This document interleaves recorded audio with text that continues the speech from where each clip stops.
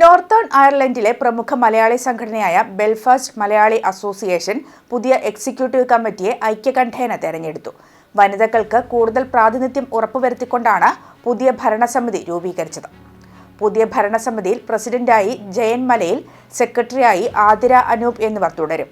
Vice പ്രസിഡന്റായി Lalu Alex, joint സെക്രട്ടറിയായി Sreejith, programme കോർഡിനേറ്റർമാരായി അനു ശരത്, ഉണ്ണിമായ നന്ദു, യൂത്ത് കോർഡിനേറ്ററും PROയുമായി ബിജിൽ റജി, ട്രഷററായി വിനു ഡേവിസ്, ജോയിന്റ് ട്രഷററായി സിജോ ജോസഫ് എന്നിവരെയും തെരഞ്ഞെടുത്തു.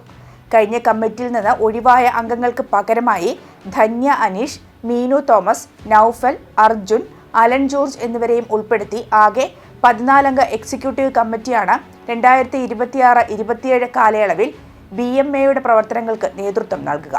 BMAയുടെ നേതൃത്വത്തിൽ ജൂൺ 27-ന് സംഘടിപ്പിക്കുന്ന BMA ഫാമിലി ഫൺ ഡേയും ഓഗസ്റ്റ് 22-ന് നടക്കുന്ന BMA ഓണം സെലിബ്രേഷൻ 2026 വൻ വിജയമാക്കണമെന്ന് അംഗങ്ങളോട് കമ്മിറ്റി അഭ്യർത്ഥിച്ചു.